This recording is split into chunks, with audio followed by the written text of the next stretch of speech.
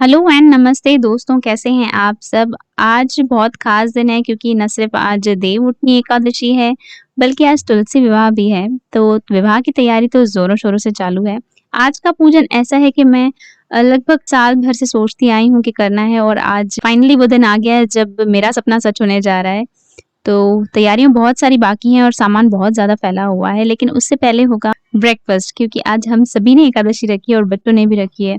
तो अन्न को खाना तो वर्जित है।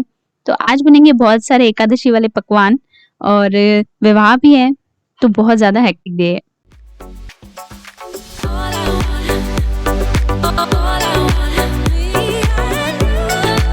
सुबह सवेरे का पहला काम तो समझो अच्छे से निपट गया। एक तो नाश्ता जल्दी तैयार हो गया और कान्हा जी भी एकदम तैयार होके बैठे हैं, एकदम रेडी होके बैठे हैं राधे-राधे वाली ड्रेस पहनकर।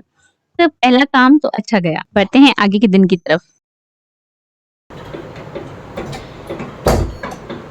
आज बाजार में धूप और मौज दोनों ही बहुत ज़्यादा थी। हर जगह पूजा की सामग्री लेने के लिए लोग यहाँ वहाँ घूम रहे हैं और बहुत सारी चीज़ें थी जो आज खरीद के आ गई मैं।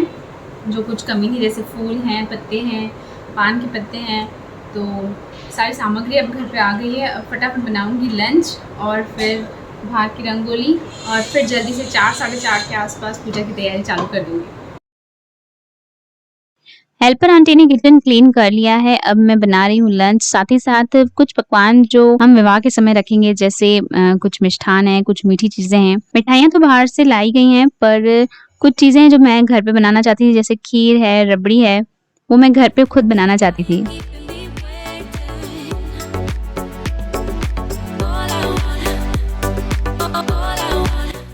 खीर और रबड़ी दोनों ही चीज़ें तो लंच के साथ-साथ ही रेडी हो गई और ऐसी कई सारी चीज़ें हैं जो हम घर पे बना सकते हैं और जो जल्दी तैयार हो जाती हैं।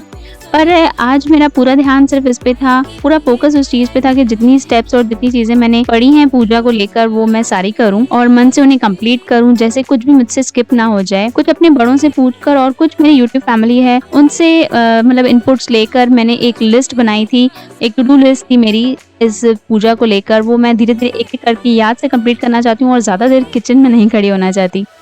जिस जगह पर मुझे ये विवाह पूरा करना है उसको गंगा जल से मैंने पोंछ लिया है। जैसे पहले ज़माने में तो गोबर से लीप लिया जाता था तो लेकिन मैंने शुद्ध कर लिया है और अब आई है बारी रंगोली की।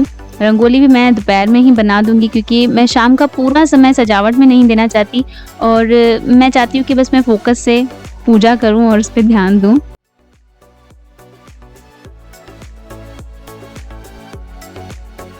आज का दिन भी दिवाली की तरह ही लगभग मनाया जाता है और घर को सुंदर रखा जाता है, दीपों को जलाया जाता है क्योंकि आखिरकार ये एक बहुत बड़ा उत्सव है, एक बहुत बड़ी पूजा है जो साल भर में सिर्फ एक ही बार होती है।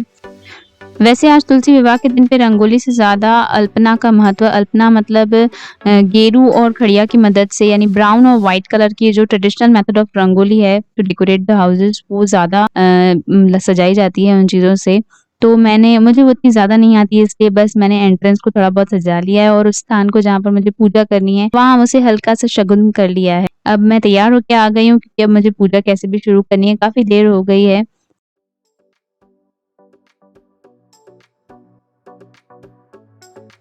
सबसे पहले होगी स्थापना मतलब तुलसी जी की, शालिग्राम भगवान की और गौरी, गणपति सबकी स्थापना होगी।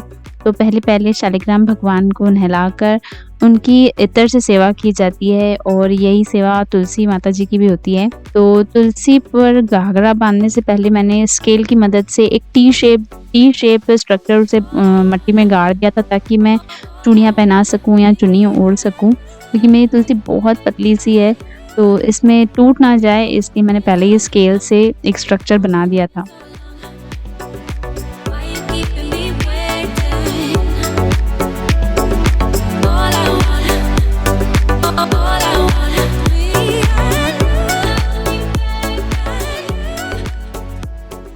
जैसे शादी में हम अपनी क्षमता के हिसाब से चीज़ें करते हैं, वैसे यहाँ भी इस पूजा में आपको अपनी क्षमता के हिसाब से चीज़ें रखनी है। कोई ड्राई फ्रूट रखता है, कोई फल आदि रखता है और कुछ चीज़ें हैं जो बिल्कुल करनी है, जैसे कि 5 दीपक हैं, वो हमें जलाने हैं, कलश की स्थापना करनी होती है, अखंड जोत जलानी होती है और फल, मेवे जो भी ऋतु फल हैं, वो आप रख सकते हैं।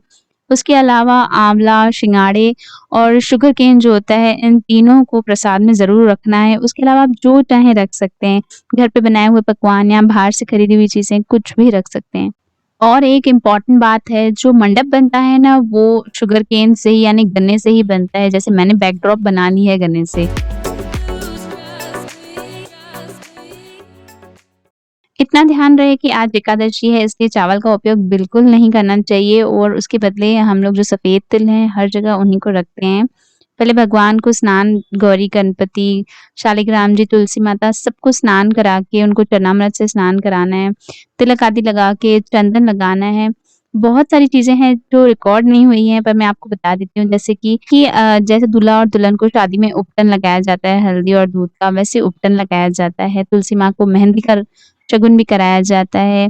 ज्वेलरी में आप जो भी श्रृंगार ला सकें, बिंदिया लगानी है और अलता लगाना है और हर चीज़ जो एक दुल्हन को लगानी है, वैसे आप श्रृंगार करें तुलसी माता का और फिर उन्हें शीशा दिखाना होता है ताकि वो अपने सुंदर स्वरूप को देख सकें। देखिए कितनी प्यारी लग रही है तुलसी माता, ऐसे सच में लग रहा है कि मैं किसी गुड़िया की शादी करवा रही हूँ। जब आप इस प्रोसेस में इन्वॉल्व होते हैं ना, तो ये बहुत ज़्यादा डिवाइन लगता है। एक बहुत खास मौका था मेरे लिए। पान के पत्ते पर कुछ शगुन की चीज़ें रखकर अब गठबंधन करना होता है और फिर शालिग्राम जी से छुआकर सिंदूर वो तुलसी माता को चढ़ाना होता है। इसी तरह से एक-दूसरे को छुआकर हमें वरमाला पहनानी होती है। अब हो रही है बाकायदा शादी, बस हम फेरे नहीं लगवा सकते क्योंकि छोटे से शालिग्राम जी होते हैं और तुलसी माता को हम लेके घूम नहीं सकते हैं, तो वो सब बिगड़ जाएगा, इसलिए बस फेरे नहीं होते हैं।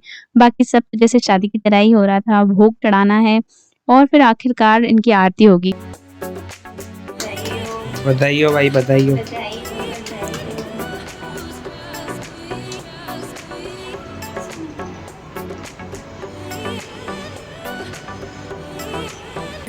यूट्यूब में घंटी में जा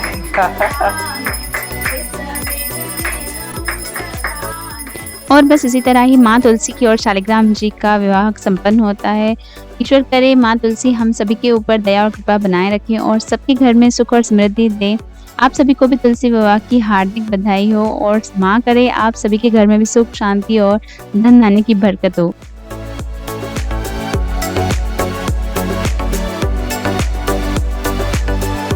विवाह कंप्लीट हुआ, पर दुविधा ये है कि अब सबको बहुत भूख लगी है, इसके लिए जल्दी से आ गए किचन तो में। दोस्तों यहीं पर मैं अपना छोटा-सा तुलसी विवाह वाला व्लॉग कंप्लीट करती हूँ। ज़्यादा चीज़ें रिकॉर्ड नहीं कर पाई क्योंकि बहुत ज़्यादा व्यस्त दिन था।